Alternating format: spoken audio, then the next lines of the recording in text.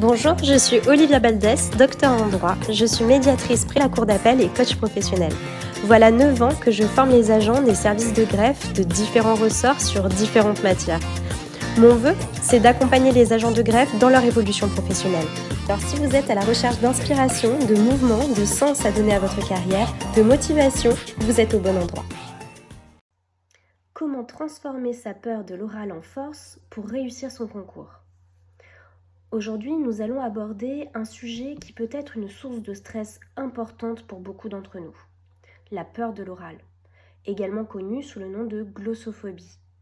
Nous allons explorer comment transformer cette peur en force qui vous aidera à réussir votre concours. Alors commençons par le premier point. Première chose, une bonne préparation en amont. La première étape pour performer à l'oral est de se préparer en amont. Il n'y a pas de secret là-dessus. Il est essentiel de bien connaître le contenu, pour ce qui nous occupe, de votre dossier RAEP. Puis, de préparer la partie orale de ce dossier RAEP, et notamment votre présentation de 5 ou 10 minutes selon vos concours. Une fois votre préparation orale apprise, il faut répéter. D'abord seul, à haute voix. Petit conseil, vous pouvez vous enregistrer pour peaufiner votre discours et entendre aussi le ton de votre voix. Puis, vous pouvez vous entraîner devant un miroir pour voir votre gestuelle. Et enfin, devant une autre personne.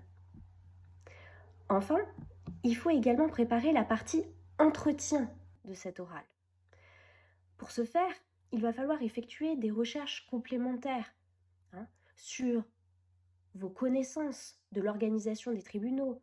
Tenez-vous aussi au courant des dernières actualités juridiques et des derniers débats. Passons maintenant au deuxième point, la posture et la gestuelle. Lorsque vous parlez en public, votre posture et votre gestuelle sont très importantes. De nombreux messages passent par votre posture et le jury verra un ensemble. Tenez-vous droit, les épaules légèrement en arrière et dégagez votre nuque. En ce qui concerne la gestuelle, faites des gestes naturels, adaptés à votre discours et, dans tous les cas, gardez les mains visibles et détendues. Pensez à ceci. Lorsque vous êtes stressé, votre corps est tendu, recroquevillé. Naturellement, lorsqu'on vit une émotion, notre corps prend une position reflétant cette émotion. Vous êtes-vous déjà demandé si changer votre posture pourrait modifier votre état d'esprit? Essayez-vous. Troisième point, la respiration. La respiration joue un rôle clé dans la prise de parole en public. Cette respiration, calme et profonde, vous devez vous entraîner avant le jour de l'oral, à sa mise en place, afin de bénéficier de ses effets le jour J. Bien sûr, le jour J, cette respiration profonde vous sera aidante pour garder la tête froide, gérer votre stress et maîtriser votre voix. La préparation mentale maintenant, quatrième point. La préparation mentale peut vous paraître sans impact sur une préparation orale d'un concours, mais celle-ci est cruciale. Visualisez mentalement votre présentation. Imaginez-vous dans la situation et créez un scénario positif. Projetez-vous. Vous avez la capacité de réussir. La prise de parole en public paraît souvent, pour ceux qui ont une profonde peur, insurmontable. Mais étape après étape, des actions peuvent être mises en place pour gagner du terrain.